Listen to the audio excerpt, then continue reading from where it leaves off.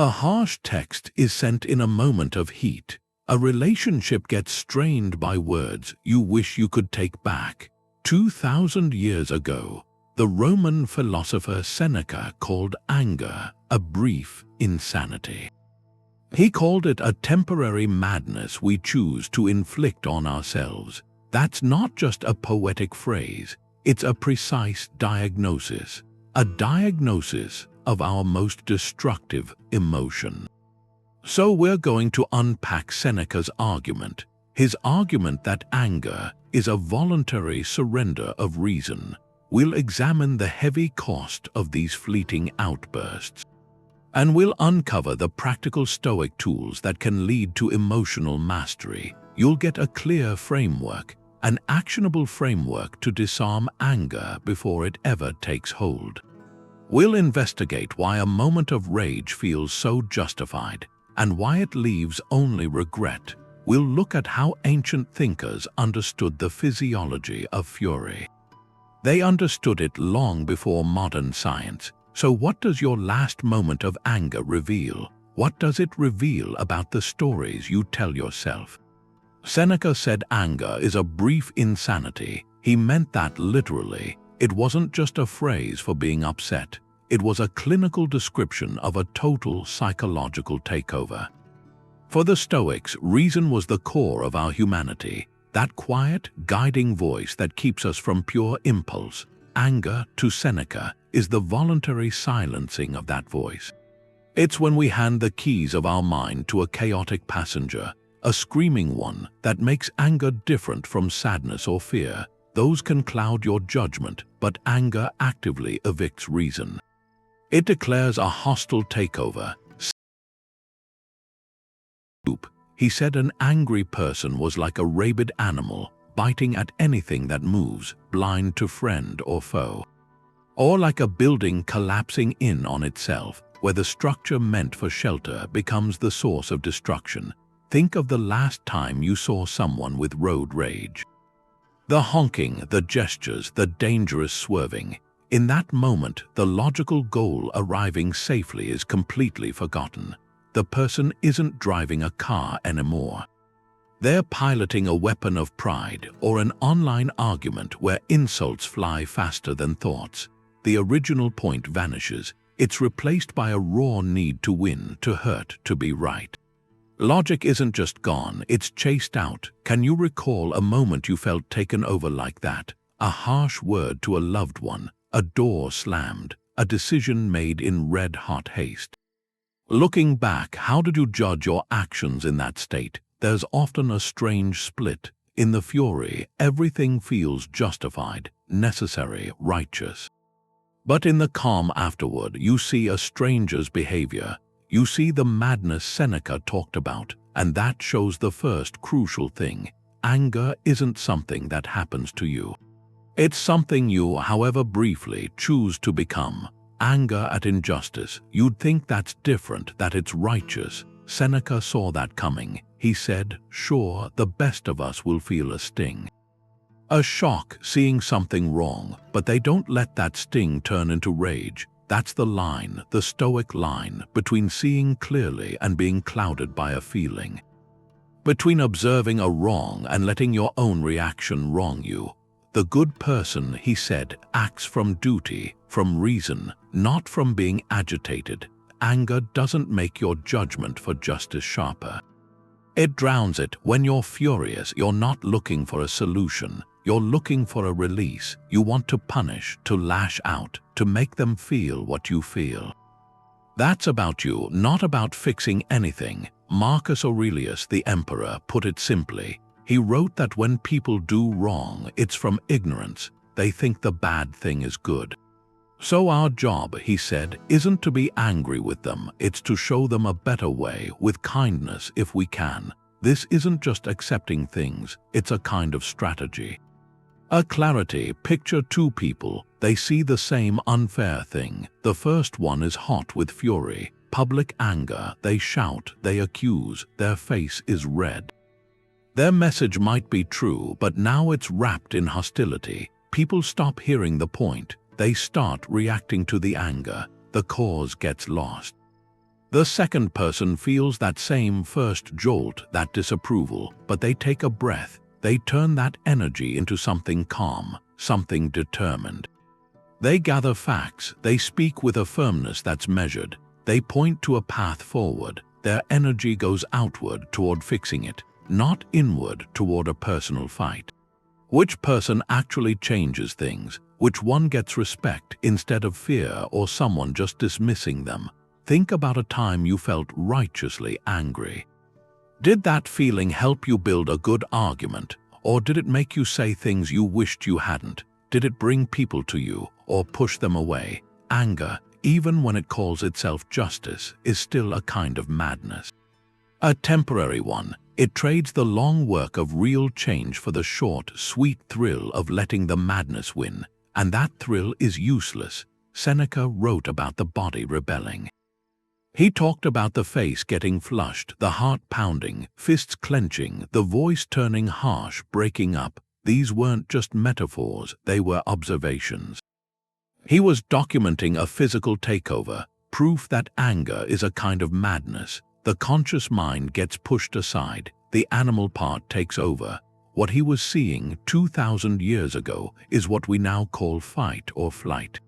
A chemical flood meant for survival, for a physical threat. Your heart races to send blood to the muscles. Your breathing speeds up to fuel them. Your vision tunnels, focusing on the danger. This is perfect biology for escaping a predator, but it's a disaster for a hard talk or a frustrating email. In those moments, your body is getting ready for a life or death fight that isn't there. Seneca saw that disconnect. In On Anger, he notes how a person's whole posture changes, how their eyes seem to glitter with a strange light, how they become unrecognizable even to themselves. He writes that their whole body is excited, driven into a condition unlike its ordinary state. It's a vivid picture of a system in revolt. Think of the phrase "seeing red." It's not just a metaphor for being upset. For many, it's a literal thing, a haze of heat and color that clouds everything, or the exhaustion after anger. That deep, hollow tiredness, it's not from physical work. It's from your body burning through its emergency reserves for no reason. It's the chemical hangover from a crisis that was only in your mind. This is where Seneca's idea becomes useful. If anger is a madness marked by physical signs, then your body is your earliest warning. Your rational mind might be busy building arguments, justifying your side. But your body tells the raw truth first. So here's a simple practice. Start to notice. What's the very first physical sign when annoyance starts to tip into anger? Is it a tightness in the jaw, a quickening of the breath, a heat in the chest, a specific clench in the shoulders? Don't judge it, just observe it. That sensation is your alarm bell. It's the signal that reason is being asked to leave, and noticing it is the first, crucial step in choosing something else. That first jolt, that heat in your chest, it's not the problem. The Stoics had a word for it, propatheiai, first movements. They're just the body's automatic response. A door slams, you flinch. A harsh word, your stomach drops. Someone cuts you off, your pulse jumps. These aren't choices, they're reflexes, like pulling your hand from a stove. Seneca said this clearly. He wrote that these first shudders of the soul reason can't overcome them. They're just part of being human. The real fork in the road comes right after. That's the doctrine of assent. Between the thing that happens and your full emotional reaction, there's this tiny space. In that space, your rational mind gets the raw impression. He disrespected me. She ruined my plans. This is unfair. And in that quiet split second, you give permission. You say, yes, this is as bad as it feels. Yes, I should be furious. That nod of agreement, that conscious assent, that's where anger is born. It's when you hand a match to the spark. Epictetus put it well. He said people are disturbed not by things but by the views they take of them. An insult is just a sound, a set of letters. A traffic jam is just cars. What creates the storm is the story you tell yourself. He meant to hurt me. She doesn't respect my time. Your assent fuels that story. turns a fleeting thought into a consuming reality. Take critical feedback at work. The first movement is almost always a sting.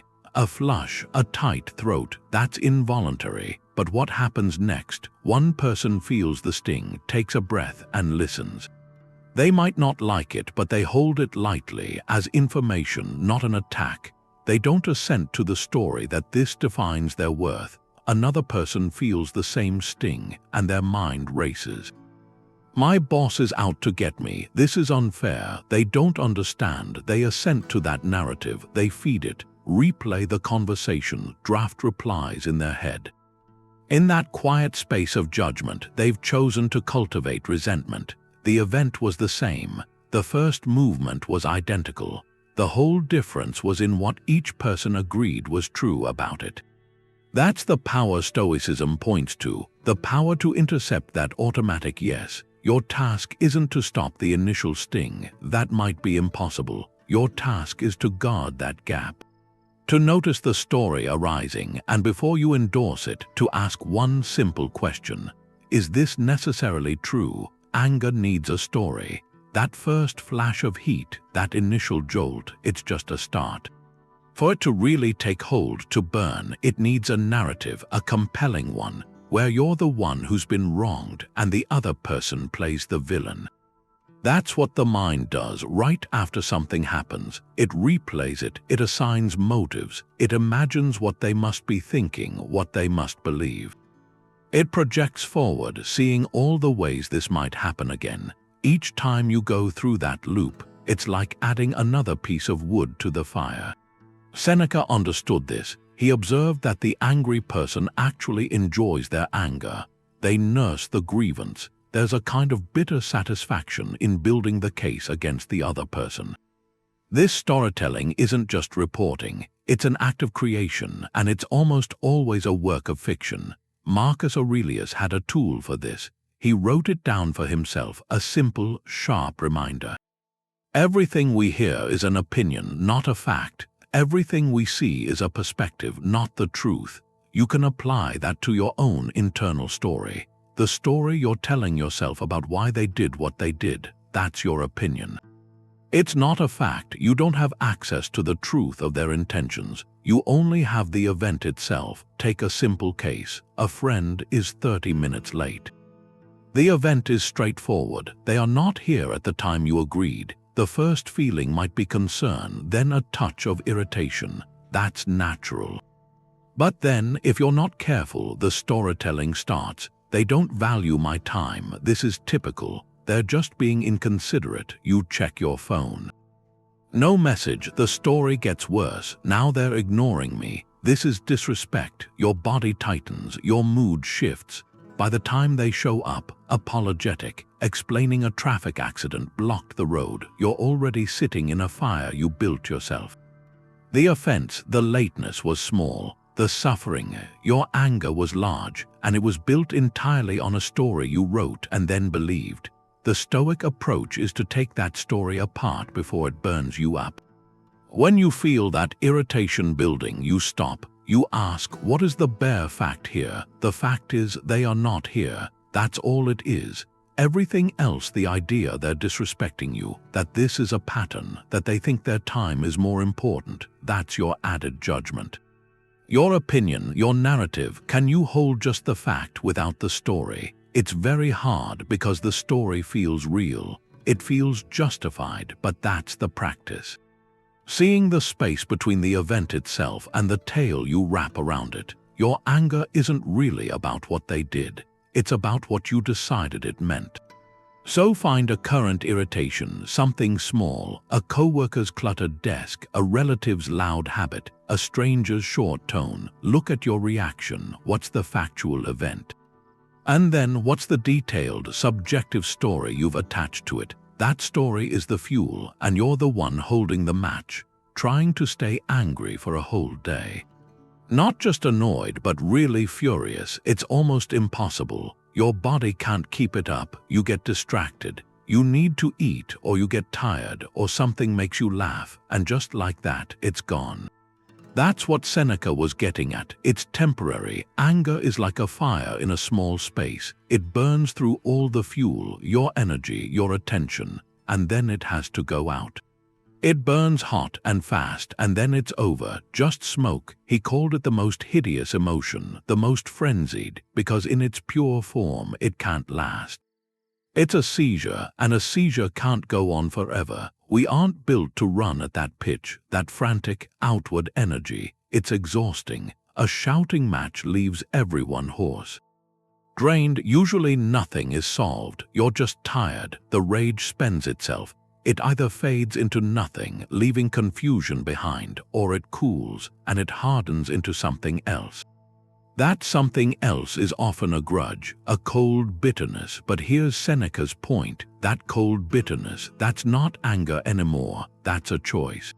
It's a story you keep telling yourself, you cultivate it. True, constant anger isn't the initial madness. It's a sign of something deeper, a cultivated malice. The first flash is involuntary. You don't choose it, but the long-held grudge, that's a project. You have to work at that. You retell the story. You reopen the wound. You refuse to let it heal. Think about a brief, explosive argument where people say things they don't mean. That's the temporary madness. Now contrast that with a quiet, years-long feud. Between family members, they barely remember why it started, but they've tended the garden of their dislike meticulously. The first is a fire, the second is permafrost. One is a fever, the other is a chosen illness. So look at your own angriest moments. Were they truly sustained, or were they intense bursts, all-consuming, but they probably peaked? And then began to fade. In minutes or hours, the heat always cools, your voice goes back to normal, your fists unclench. That's your body rejecting the madness, returning you to yourself. The problem isn't that anger can't last. The problem is what we try to build. On the scorched earth it leaves behind. The heat goes away. Your face cools down, you breathe slower, and then you think it. What was I thinking? That's your mind coming back. It's like you left the room and now you're back looking at what happened. For Seneca, that's the whole point. That cycle proves anger is a kind of madness. It's the evidence, because when you're calm, you look back at your angry self and you don't recognize that person. You see the things they did as foolish, harmful. You wouldn't do that, you wouldn't say that, not in your right mind, and that's it. You weren't in your right mind. Seneca said no one is happy when they're angry, no one. And he said when the anger passes, everyone wishes they had held back, everyone. That regret, that's your sensible side judging your furious side. It's the confirmation. Anger is a break from who you really are. You can see a modern version sending an angry text. You hit send, and immediately you feel cold. You look at the screen, you want to take it back, but you can't. That instant regret is reason coming back as fast as it can. It's your calm mind getting there 1 second too late, seeing the words not as you felt them, but as they are. As something permanent. Your angry self thought that text was necessary, justified. Your calm self, a moment later, sees a mistake, a problem you created. That difference, that gap, is the madness, and the regret is the cure showing up. So here's something to consider. Think of a time recently when anger took over. It doesn't need to be big, a sharp remark, sitting silently in the car, boiling. Now, from this calm place, ask, what would my calm self have told my angry self to do? Specifically, would it have said, take 5 breaths before you speak? Would it have said, walk around the block for 2 minutes? Would it have said, write the email but save it? Don't send it until tomorrow. Your calm self is wise. It sees the bigger picture. It knows what comes after. The practice is to shorten the time between the madness and that wise self returning. To make that calm voice arrive not 5 minutes after the damage, but right when the spark starts. To have it speak so clearly that the madness never gets to take over. That regret, that what was I thinking feeling, is a gift. It's your sensible core coming back online. The goal is to hear it earlier, to let that wiser voice have the first word, not the last. A minute of madness can undo years of careful trust. That's the cruel math of it. The episode itself is brief, a passing storm, but the landscape it leaves behind can be altered forever. Seneca saw this. He wrote that anger is like ruin, which breaks itself upon what it falls. The ruin is total for the target and for the one who is angry. In that short-lived frenzy, you are both the falling stone and the shattered object. A temporary state authorizes permanent consequences.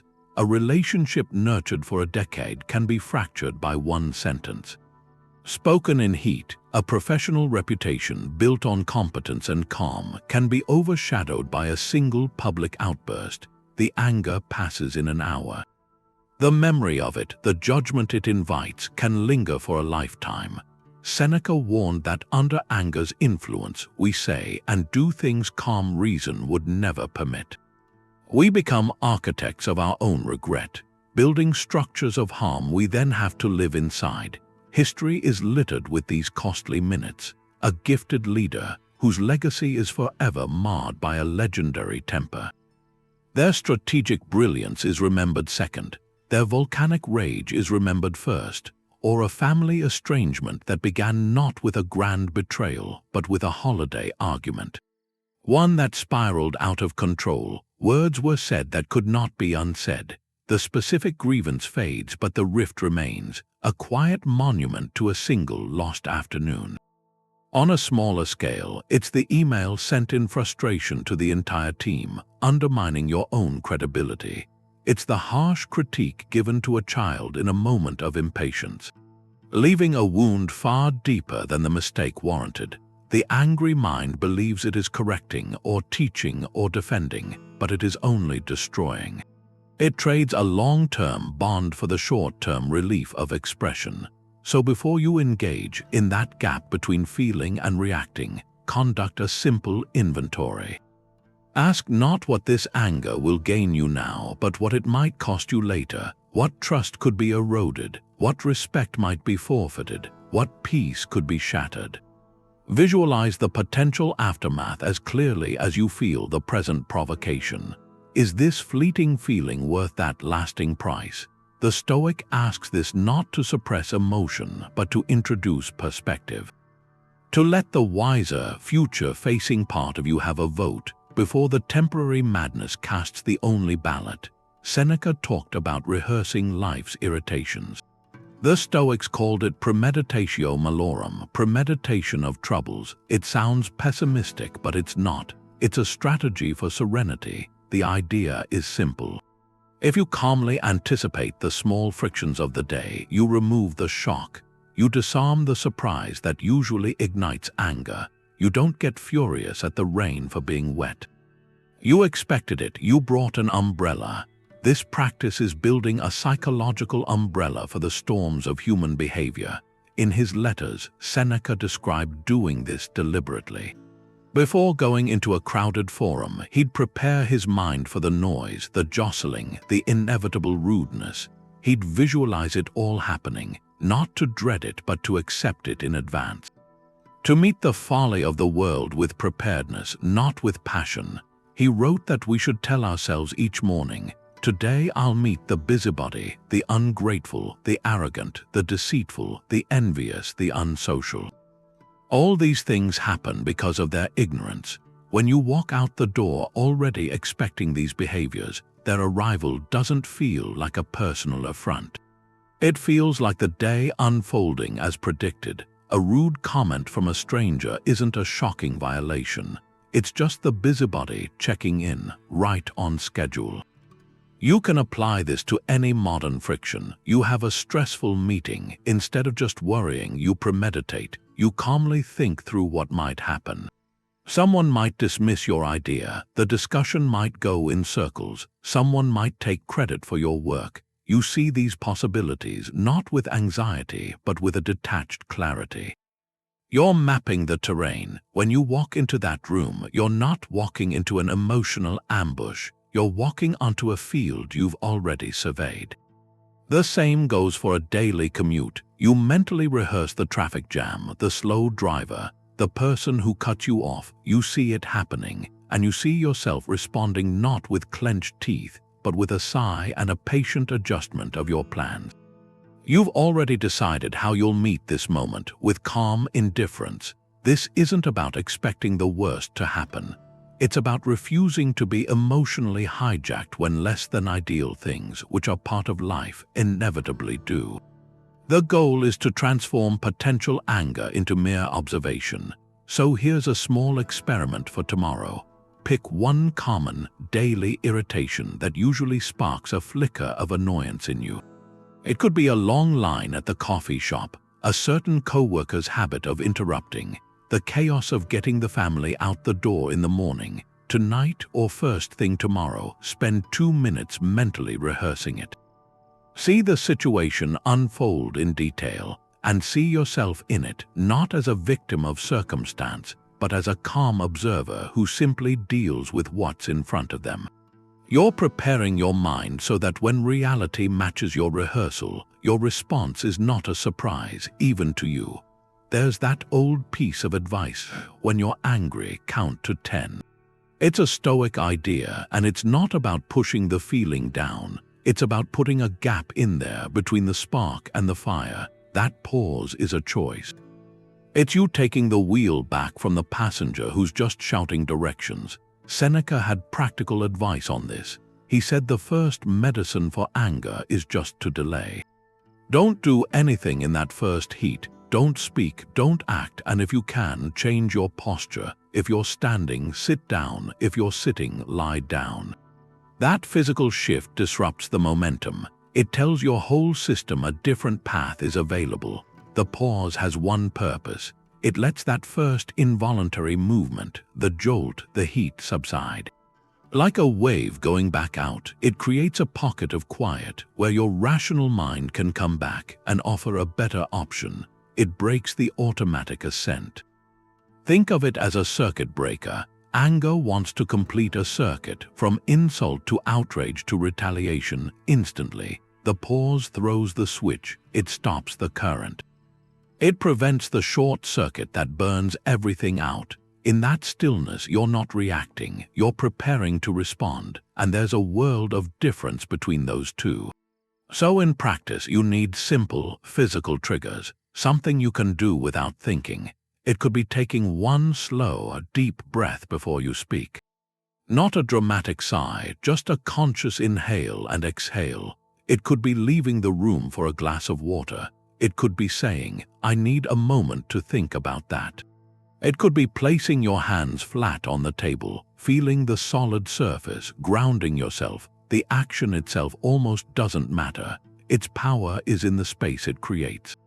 And in that space, you can ask the Stoic questions. Is this within my control? Is my story about this necessarily true? What would my calm self do? The anger doesn't get to answer.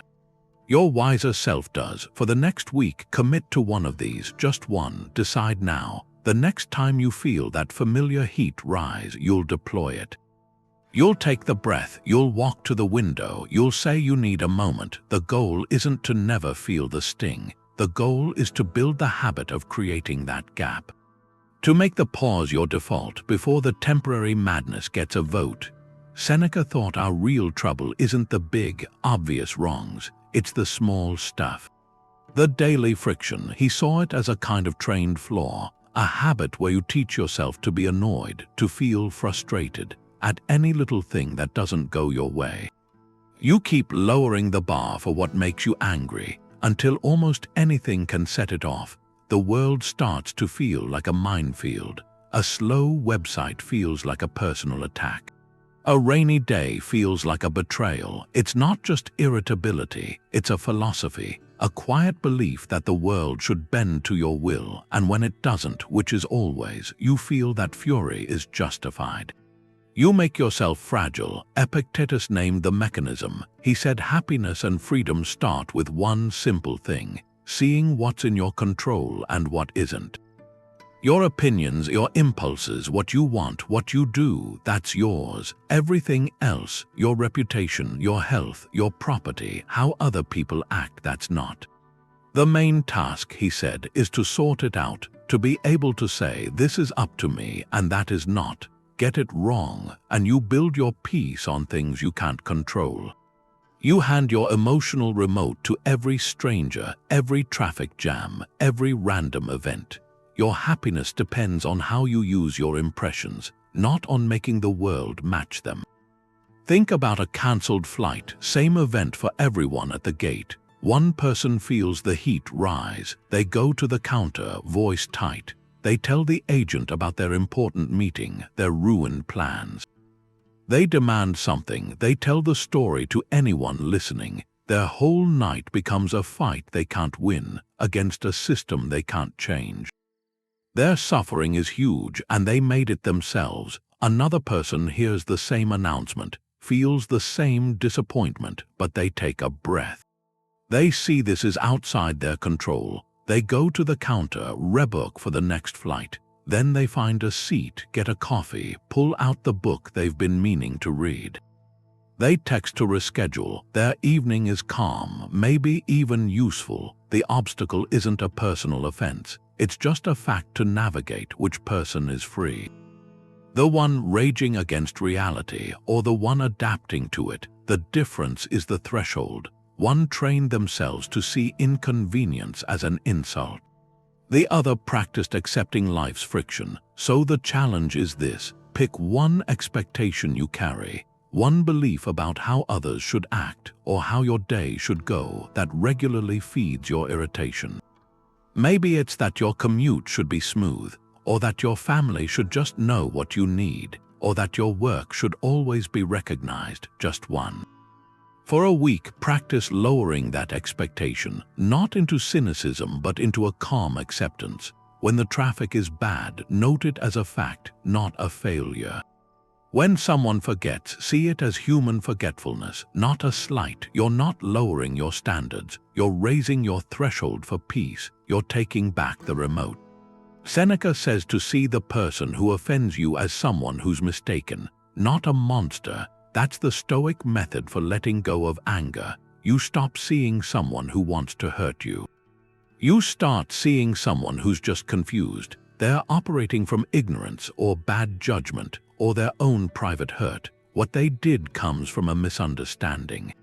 A wrong idea about what's actually good. Getting angry at that, Seneca suggests, is like getting angry at water for being wet. You're fighting a basic law. You're wasting your energy. Marcus Aurelius told himself the same thing. In his private notes, he wrote that when someone wrongs you, you should ask, what idea of good or evil made them do it? That question changes everything. It pulls you out of your own injured viewpoint. It puts you into theirs, even if just for a second. You don't have to agree. You just have to see the logic they were following. Because every person acts from what they think is right in that moment, or necessary, or helpful. Their map of the world is just different. Take a coworker's careless mistake, one that costs you hours. The easy story is they're incompetent, or they don't respect your time. That story feeds anger, but if you pause, if you ask that Aureline question, what notion of good was operating? Maybe they were swamped, juggling too much. Their idea of good was just to finish one thing. The mistake was a side effect of stress, not malice or a stranger's rude comment. The easy story is they're a bad person. But what pressure were they under? A hidden worry, a pain, a day of frustrations that had nothing to do with you. They were spilling over. It wasn't about you. This doesn't excuse the action, it explains it. An explanation is what kills blind rage. When you see the action as human error or human suffering, it becomes something to deal with. Not something to take personally. The sting goes away. You can address the problem without making it a war. You stop being an emotional combatant. You become an observer of how people are. So try this. Think of a small recent offense, something that annoyed you, a short email, a broken promise, an interruption. Then deliberately put on this lens. Set aside the story about their bad character. Build one plausible human reason instead, not an excuse, a reason why a decent but flawed person might have done that. What pressure, what misunderstanding, what simple mistake might have been in play? Does shifting that story change the feeling? It usually does, because you're not facing a monster anymore. You're seeing another traveler, someone as lost and stumbling as anyone gets to be, yourself included. Anger is a mirror. It reflects something back. The target is outside, but the source is often a vulnerability inside. We get angry when something we value is threatened, and what we value most is often hidden, even from ourselves. Seneca saw this. He noticed the most violent outbursts often come from the most fragile egos. Someone who erupts over a small slight, their self-worth is already on shaky ground. The event is just a spark. The real fuel is internal. Epictetus gave a clue. He said a wise man doesn't grieve for what he doesn't have, but rejoices in what he does. That turns it around. If your happiness is anchored in what you already possess, your character, your principles, then outside events have less power to shake you. But if your sense of worth is tied to things outside your control, other people's opinions, perfect outcomes, then you're building your house on sand. Any wave can knock it down. And your reaction to that wave will be anger, a desperate attempt to hold the sand in place. Look at the common triggers. You get criticism at work, and a flash of defensive anger rises. Is the anger about the feedback, or is it about a hidden insecurity it poked, a fear you're not as capable as you hope? The criticism threatened a story you tell yourself about your competence.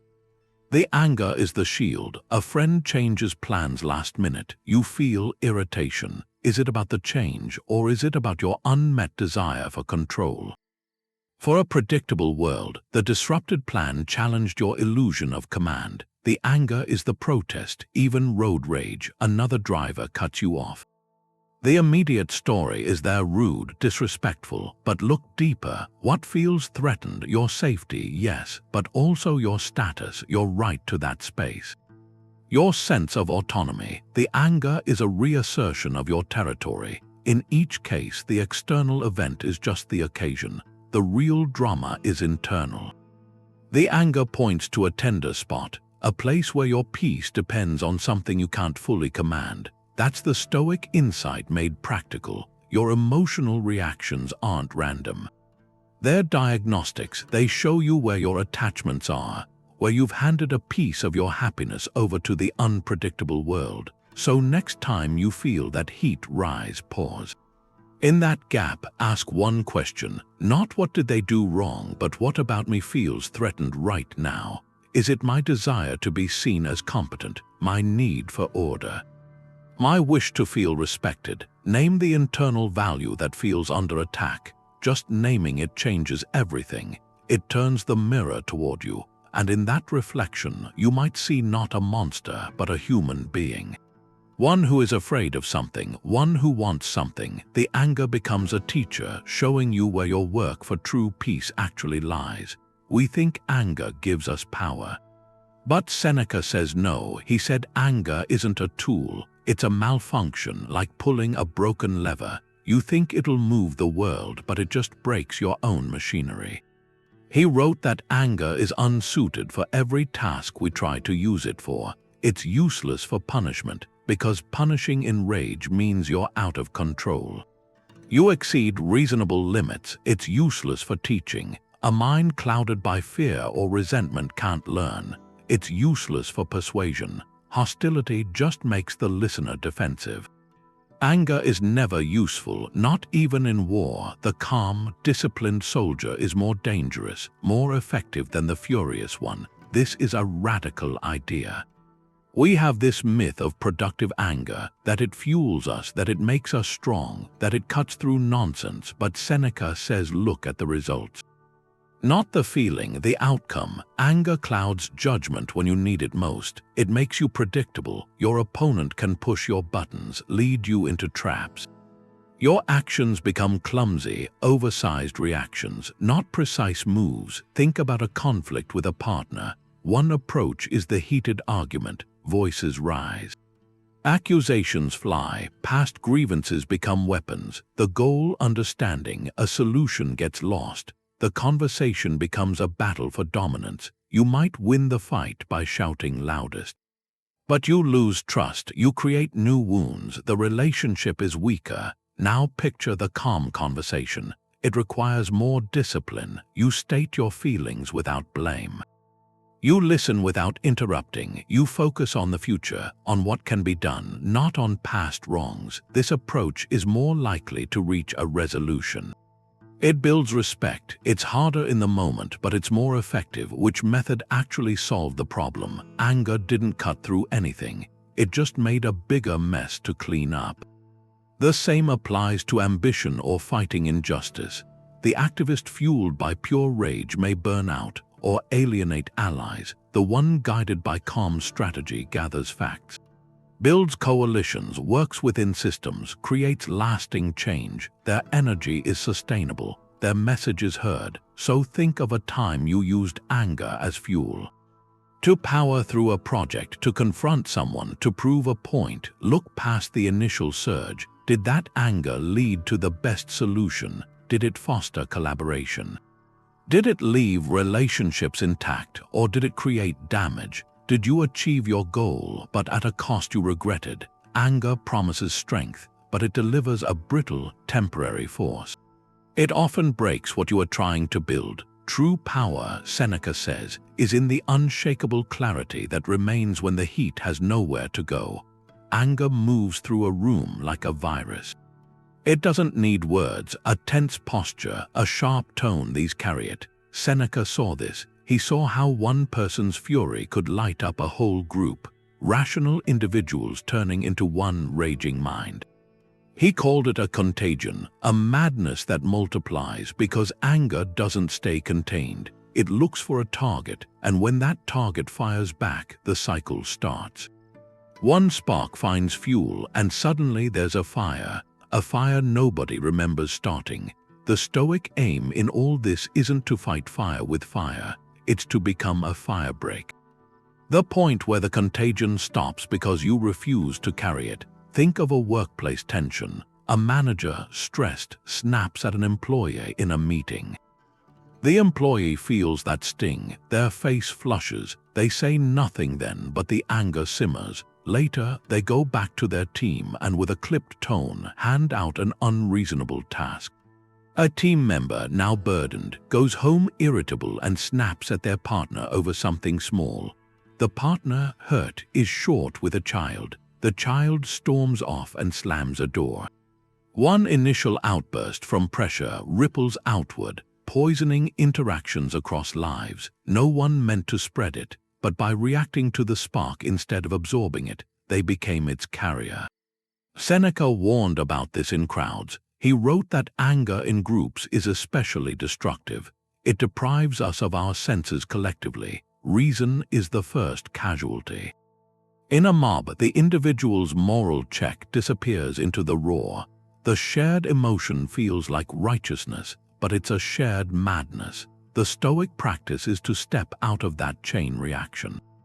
When faced with someone's anger, you have a choice. You can mirror their energy, meet hostility with hostility. That's the default, the easy path. Or you can meet their heat with your calm.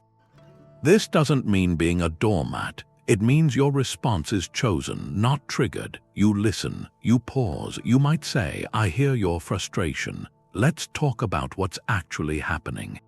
You address the issue, not the emotion. In doing that, you break the circuit. The contagion finds no host in you. This role of the firebreak is powerful.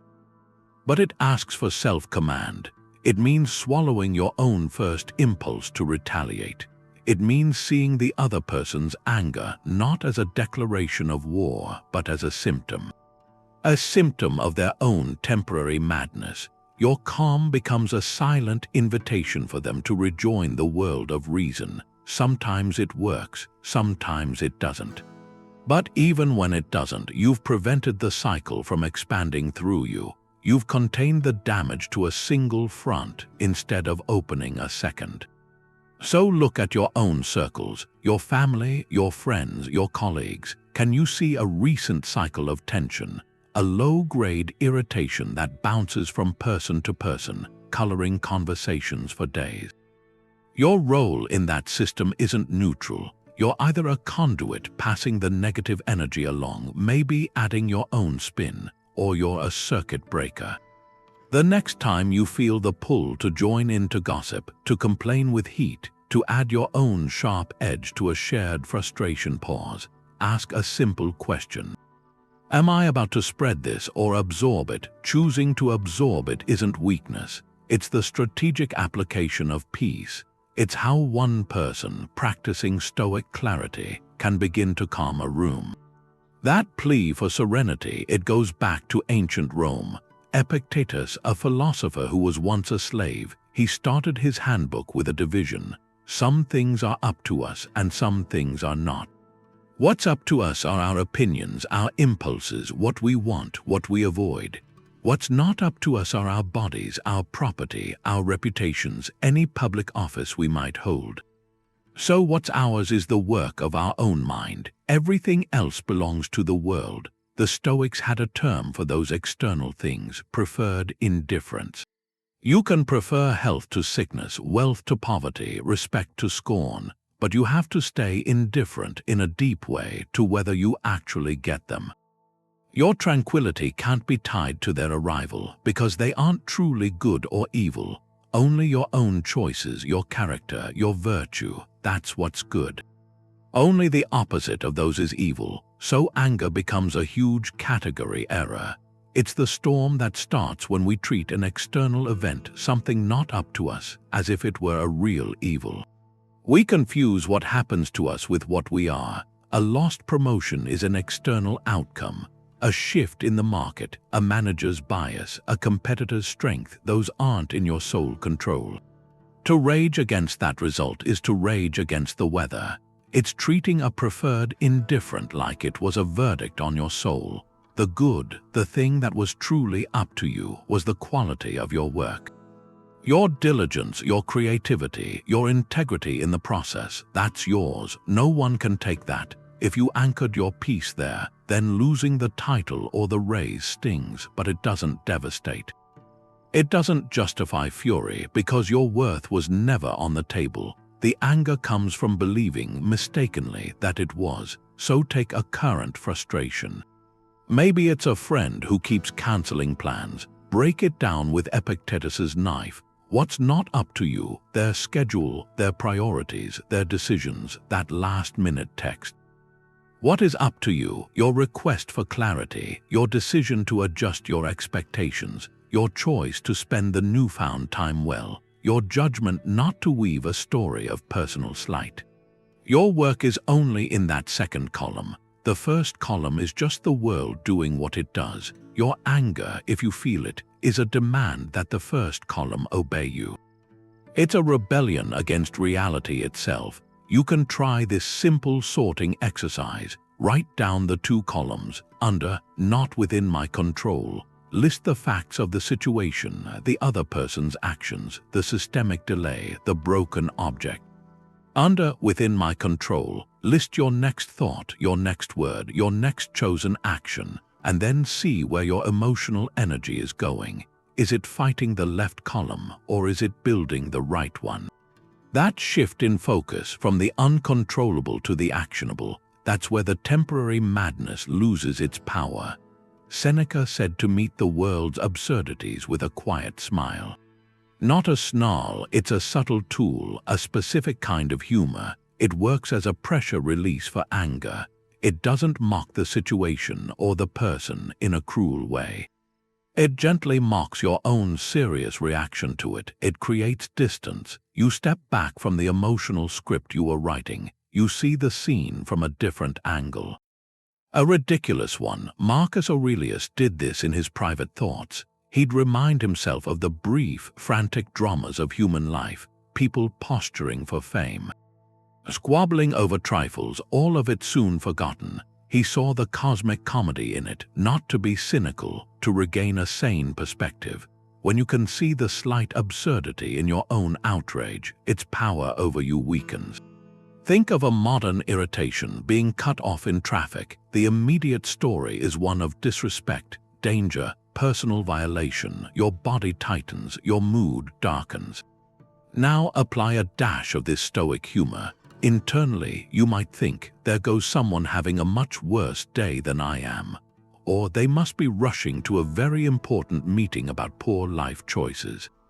The tone is keyed gentle, almost pitying, not mean-spirited. You're not laughing at them. You're laughing at the sheer pettiness of the whole exchange. The moment you frame it that way, the tension breaks. The narrative of personal offense collapses. It becomes a brief, silly incident in the flow of a day. You've used perspective to deflate the anger before it could inflate. This isn't about becoming a comedian. It's about training yourself to spot the inherent comedy in human frailty.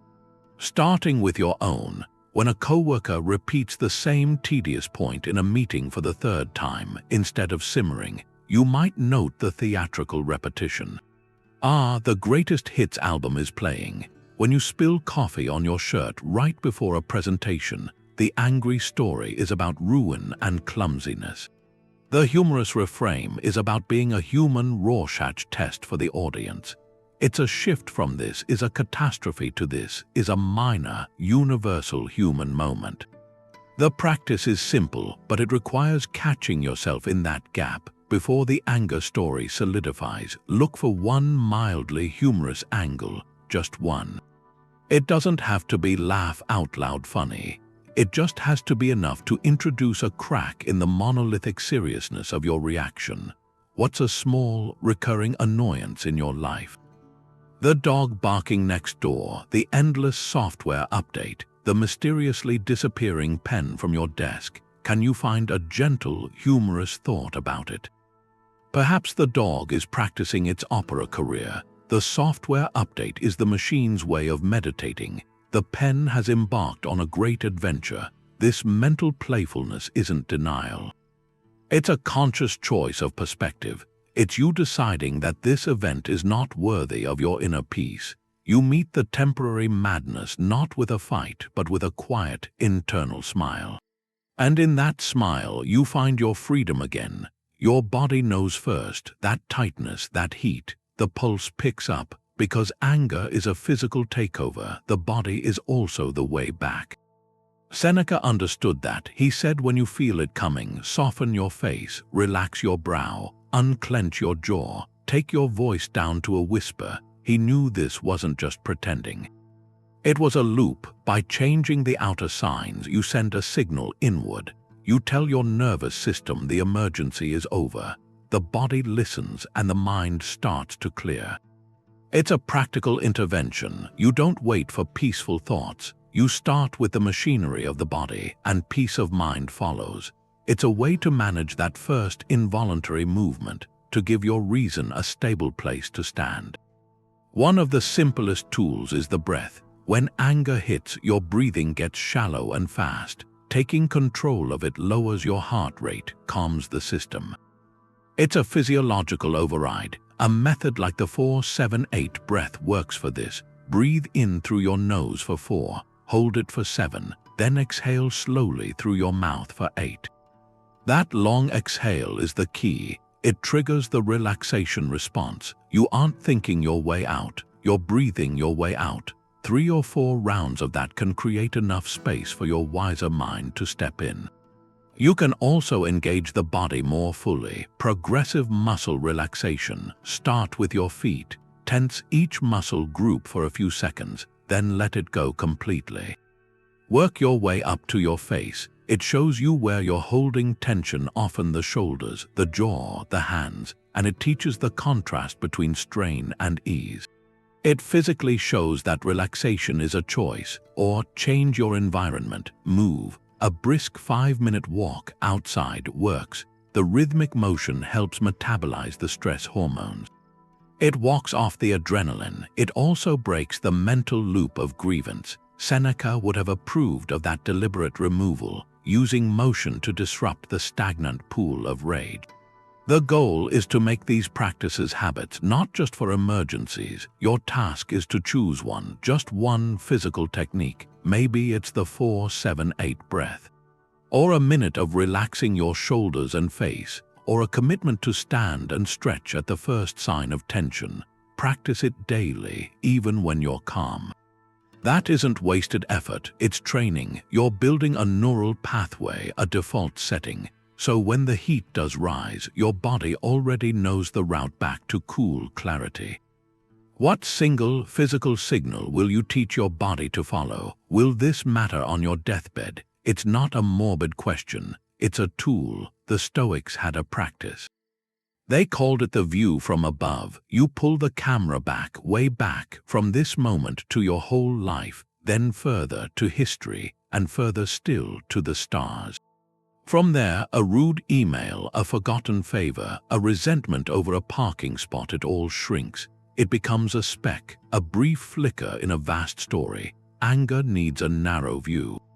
It tells you this offense is the whole world. The view from above restores the scale. Marcus Aurelius wrote about this. He told himself to think of all of existence and the tiny space your life takes up. Think of all of time and the brief instant you have. He thought of all the people who once strutted and fumed, consumed by their dramas. Now they're forgotten.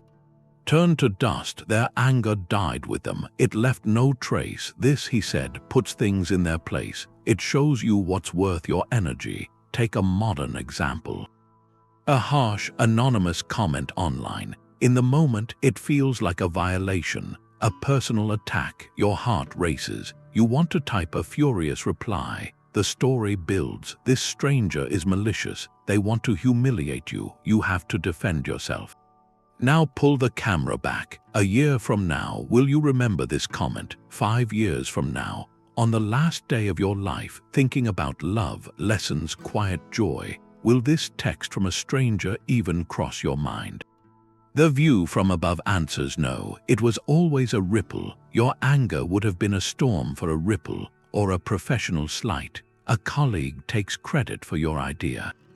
The heat is real. You want to confront them, correct the record, make them pay. It feels urgent. Now project forward. In the grand story of your career, defined by your work and your character, how much does this one meeting weigh? From your final retirement, looking back on decades, will this incident be more than a minor friction? The view doesn't excuse the action. It just refuses to let their behavior dictate your inner state.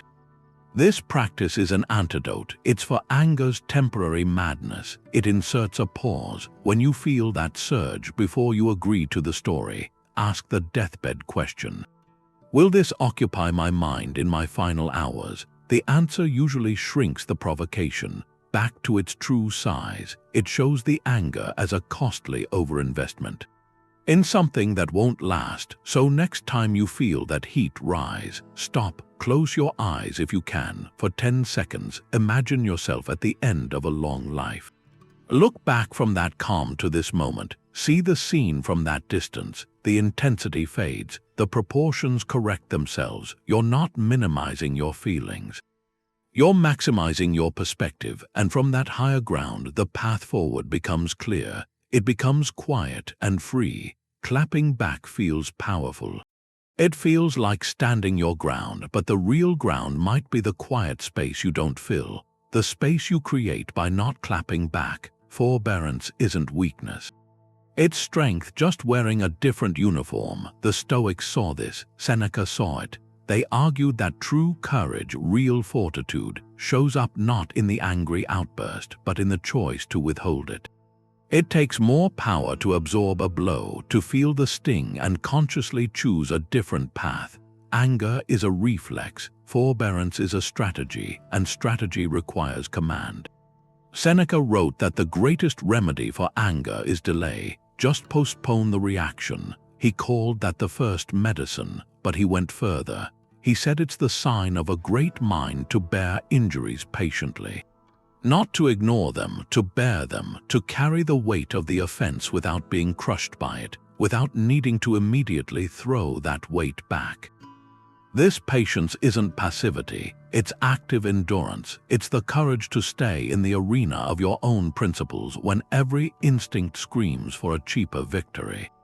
History gives us contrasts. A leader in a crisis meets panic with a measured calm. their voice stays low, their decisions are deliberate, they absorb the fear and chaos and return clarity. Their power is in that stability. Then picture a ruler known for a furious temper. Their rages are legendary, punishments swift and severe, they may be feared. But are they followed out of loyalty or terror? Which power builds something that lasts? Which kind exhausts itself in the very act of expressing itself? The hot-headed leader is a spark, brilliant and brief. The forbearing one is the hearth, providing steady warmth long after the spark has faded. In our own lives, it's the same. A coworker makes a snide remark in a meeting. The reflexive, powerful move is the sharp public retort, to put them in their place. That feels strong. But it escalates. It makes the meeting about your conflict, not the work. The forbearing choice is to note the comment, feel the heat rise, and let it pass without fuel in that moment. You address it later, privately, with firm clarity. That path requires more courage. It means sitting with the discomfort, trusting that your long-term respect is more valuable than a short-term win in a skirmish. So think of a recent time you held your tongue. When you wanted to lash out, to correct someone with heat, you likely walked away feeling, in that moment, a bit weak. As if you'd let them get away with it. Reframe that through Seneca's lens. That wasn't weakness. That was an exercise of immense inner strength. You managed the first movement. You guarded the gap. You chose the long game over the temporary relief of madness. You were the firebreak. In that quiet decision not to react, you weren't surrendering your power. You were defining it. Seneca would end his day with a question, a quiet one. What ailment did you cure today? What failing did you resist? Where could you do better tomorrow? This was his evening review, a Stoic practice, turning the day's irritations into lessons. His friend Sextus did the same, examining the day's events before sleep. The goal wasn't self-criticism. It was clarity, to find the embers of anger before they could spark another fire tomorrow. You can do it. It takes 5 minutes. Find a quiet moment before bed. Ask yourself a few structured questions. First, was I angry today? Be honest. If no, note your peace and move on. If yes, proceed gently. Second, what was the trigger? Not the story you told yourself, but the bare fact. A specific comment, a delayed response, a chaotic environment. Third, what was my first physical sign? That initial jolt, the tightness, the heat, the quickened breath. Recognizing that sensation is your early warning system for next time. Fourth, did I assent to the anger? Did I feed the story of offense, or did I create a pause? This is the crucial fork in the road. And fifth, what tool could I have used? A breath, a change of posture. The view from above, a moment of forbearance. This turns a failure into a plan. Seneca wrote about this in his letters. He described calling himself to account. He said, when the light was out and my wife had fallen silent, I examined my entire day. I reviewed what I had done and said, I hid nothing from myself. I passed nothing over. This nightly audit wasn't about guilt. It was about understanding the mechanics of his own mind, spotting the pattern in the madness. So the next time the pattern began, he could choose a different path. Here's a brief example. Your review might go like this. Was I angry today? Yes. The trigger, my colleague interrupted me twice in the team meeting. My first sign, a flush in my cheeks and a clench in my jaw. Did I assent? Yes, I thought. They never respect my input. I spent the next 10 minutes fuming, barely listening. A tool I could have used, the pause. I could have taken one deep breath right then. I could have noted the interruption as a fact, not a personal indictment. I could have chosen to restate my point calmly after they finished. That's it. The review is complete. You've extracted the lesson from the emotion. The power is in consistency. It's not a dramatic overhaul. It's a gentle, nightly realignment. It prevents grievances from accumulating into a permanent, bitter outlook. Each small irritation, examined and understood, loses its power to provoke you again in the same way. You are training your perception, refining your triggers, stockpiling calm responses for the future. So here is the invitation. For the next 7 nights, commit to a 5-minute review. Focus it solely on your relationship with anger. Use those simple questions. Be a kind observer of your own day, not a harsh judge. The goal is not a perfect record of calm. The goal is to see clearly, to learn the unique signature of your own temporary madness. And in that clear seeing, you find the first quiet step toward mastering it. Personal peace is a public good. Mastering your own anger, it's not just self-help, it's a social responsibility. Every time you choose calm over fury, the world gets a fraction less mad. You become a pocket of rationality in a system that runs on heat. The Stoics saw this. For them, virtue wasn't private. Justice was one of their 4 cardinal virtues. And justice included a duty to contribute to a harmonious society. A society can't be harmonious if its members are constantly sparking fires in each other's minds. Marcus Aurelius carried the weight of an empire. He reminded himself his purpose was to be of use to his fellow humans, to leave them better than he found them. His own composure was a necessary gift to the people he led. A leader's rage creates a climate of fear. A leader's patience creates space for reason to grow. This principle scales down to every one of us in our own small empires of home and work. Think of a strained customer service call. An agent makes a mistake. Your package is lost, a bill is wrong. The easy, reflexive path is fury. Loud voices demands threats. That anger transfers. The agent, who may have had nothing to do with the original error, now absorbs your frustration. Their day darkens, their capacity to help the next person diminishes. They carry that tension home, the madness spreads. Now picture the alternative. You feel the irritation, the inconvenience is real, but you pause, you speak with measured firmness. You assume the problem is systemic, not personal. You treat them like a human ally in solving it. The interaction becomes collaborative, not combative. You likely get a better result, but more importantly, you've left that person's dignity intact. You haven't added to the reservoir of hostility they face all day. You've been a point of calm in their storm. That's a tangible social contribution. Justice in action on a micro scale. This modeling is especially powerful for those who look up to us. Children learn emotional regulation not from lectures, but from imitation. When a parent meets a flat tire or a broken appliance, not with cursing and slamming doors, but with a sigh and a pragmatic next step, they are teaching resilience. They are showing that obstacles are facts to be managed, not personal insults to be raged against. That lesson, absorbed over years, is a greater inheritance than any material possession. It equips a young person to navigate their own future frustrations without being enslaved by them. So consider this: who in the orbit of your life benefits most from you practicing greater emotional control? Is it your partner who no longer walks on eggshells after a bad day at work? Your colleagues who can engage in honest debate without fear of a volcanic reaction? Your friends who find your presence restorative, not unpredictably tense? Or perhaps it's the stranger in line behind you who witnesses a moment of grace instead of petty conflict. Your composure is a quiet signal to everyone around you that a different way is possible, that we need not be puppets of our first impulses.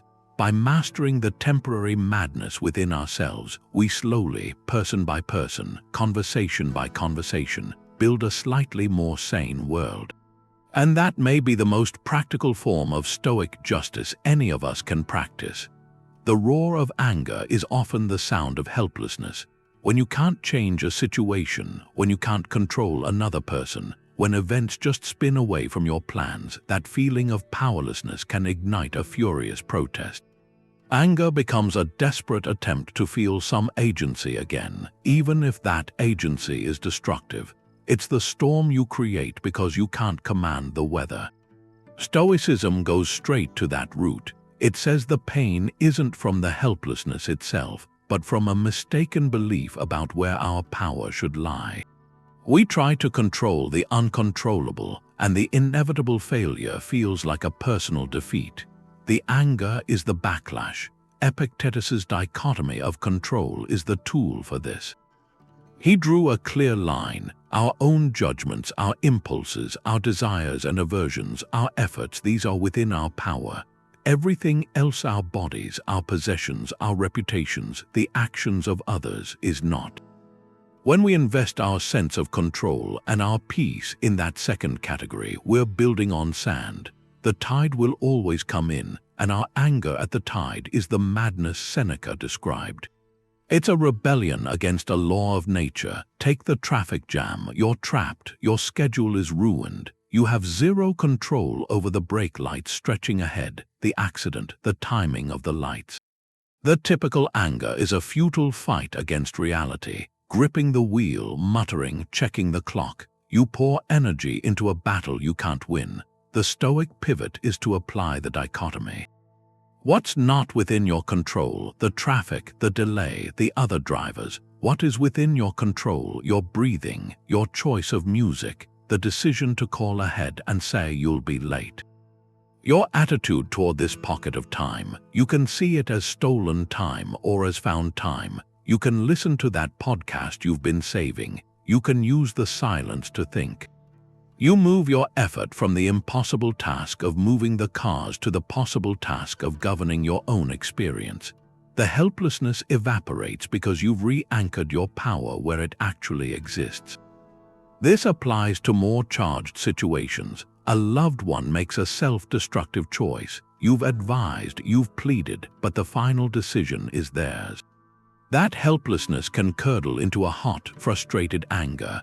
Why won't they listen? The Stoic framework asks you to sort it again. What's not within your control?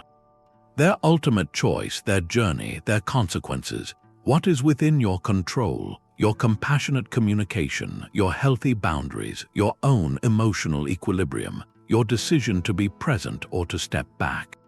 Your work is solely in the second column. Pouring anger into the first is like shouting at a tree to grow differently. It expends everything and changes nothing. So find a current frustration, one with that sharp taste of helplessness. It might be a bureaucratic process, a family member's stubborn habit, a project that depends on too many unreliable people. Now conduct the Epictetus audit. Draw the line. On one side, list all the elements truly outside your command. On the other, list every single aspect of your own response you can command, no matter how small. Your next thought, your next email, your tone of voice, your decision to research an alternative, your choice to accept a delay and use the waiting period. When you shift your focus and energy exclusively to that second list, the helplessness loses its foundation, and the anger it breeds. You're no longer a passive victim of circumstance. You're an active agent working within the real, defined sphere of your influence, and in that sphere there is no place for madness. Anger stays fixed on what's wrong. On what's broken or missing, gratitude turns that around. It looks at what's already there, what's already good. That's not just optimism, it's a strategic shift. A mind that's steeped in gratitude is a content mind. It's less open to that gnawing sense of lack, the feeling of entitlement, the sharp frustrations that feed anger.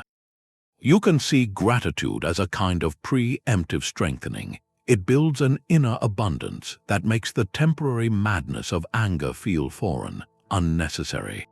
Seneca wrote about this in On Benefits. He wasn't just talking about saying thank you. He was dissecting the whole cycle of giving and receiving. He said a grateful heart is a happy heart, because it finds joy in what it has received, not resentment for what it has not. It sees the world through connection, through sufficiency. Marcus Aurelius gave us the personal example.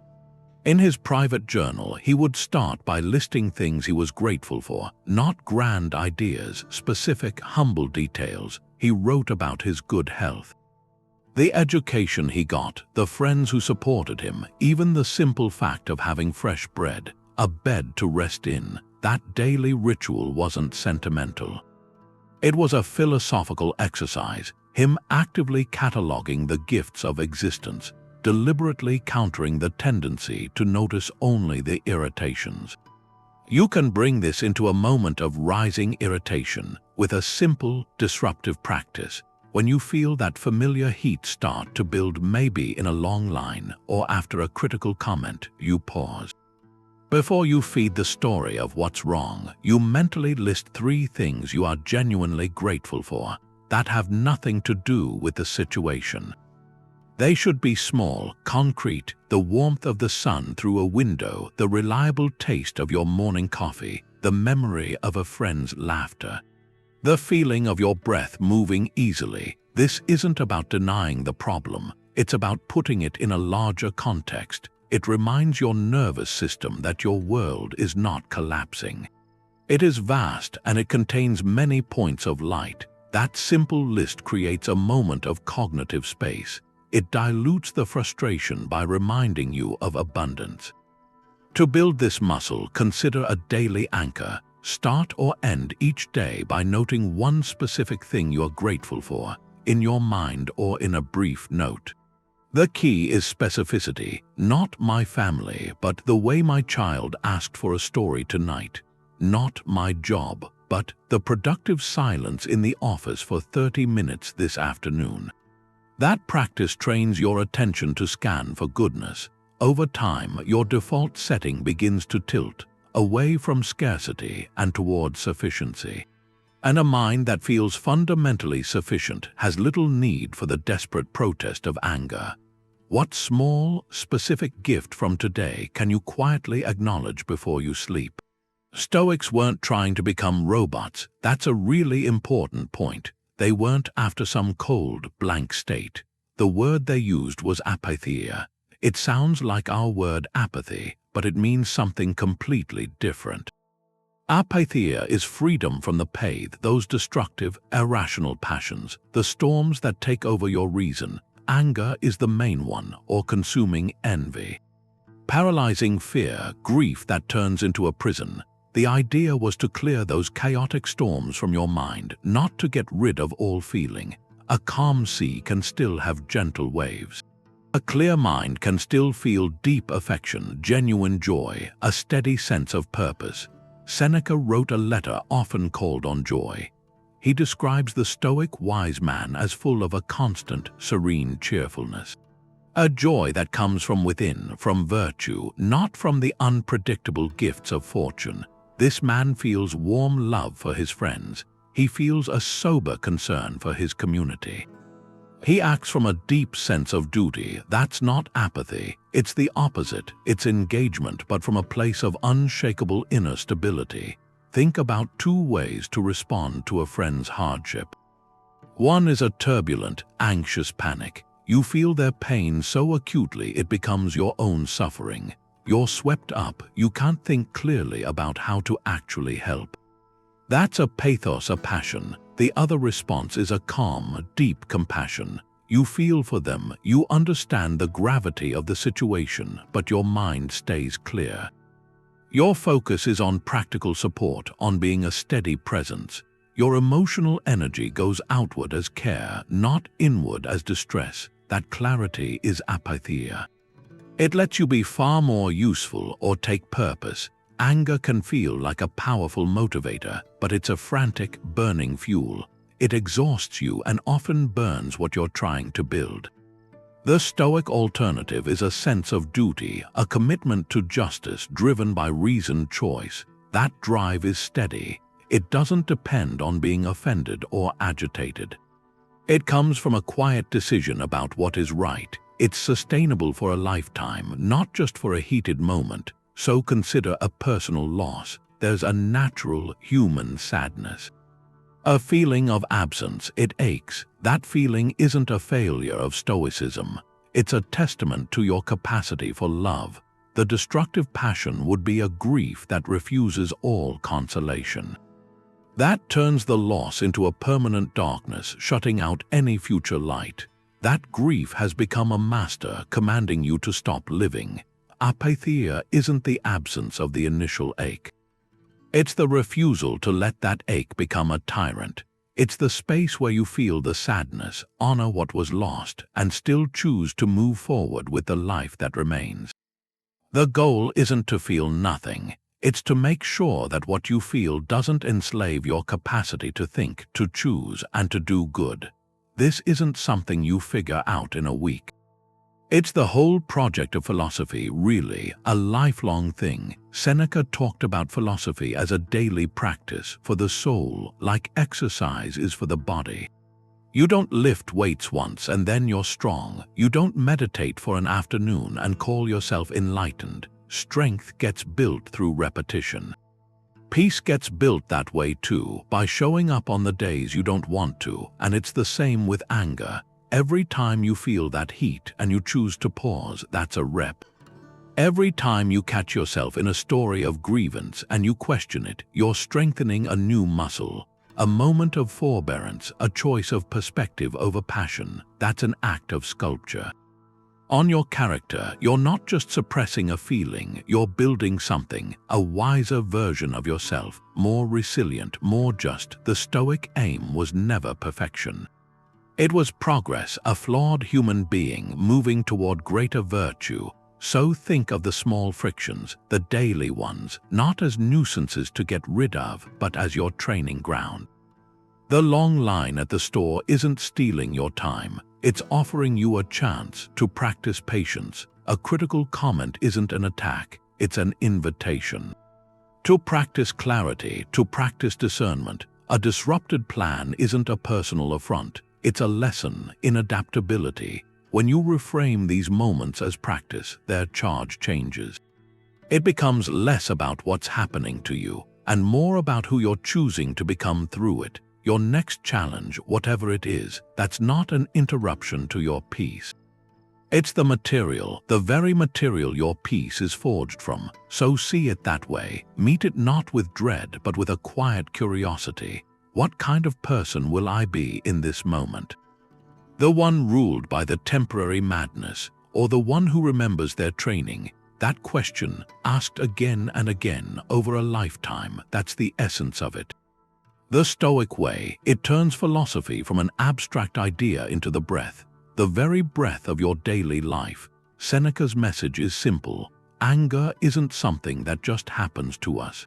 It's a choice to let go of reason for a moment, to give in to a kind of madness. You surrender your clarity, and the storm passes, but it leaves damage. That damage is broken trust, it's regret, it's the peace you lose. But this isn't just a diagnosis, there's a prescription. We aren't powerless. The Stoic tools, they aren't about pushing anger down. They're about taking something back, reclaiming that space, the space between the spark and the fire, that pause, changing the story from one of personal offense to seeing things from above. Preparing in the morning so surprises don't disarm you, reviewing at night to learn from the friction. Each one is a practice, a way back to yourself. To the part of you that wasn't really angry, it was just covered over. Mastering this is a kind of freedom, not freedom from ever feeling irritated, freedom from being ruled by it. It's your mind under your own command. Seneca described it. He asked, what is more peaceful than a quiet mind? What is more self-possessed, more independent? That peace is the reward. It's the quiet harbor where you're not tossed by every passing storm. So here's an invitation, a small step. This week, pick one thing from all this. Maybe it's that one deep breath before you speak when you feel the heat, or the 5-minute review before sleep, or just trying the view from above when a small frustration starts to feel big. Carry that one practice, see what changes, even subtly, in how you react in your inner landscape. If you feel like it, share what you find in the comments. Your insight could help someone else on their path. We're building a community here, bringing this old wisdom into modern life, the messy, beautiful reality of it. Thank you for your time. Our mission is to explore these ideas together, to find tools for more clarity, more purpose, more peace. Until next time.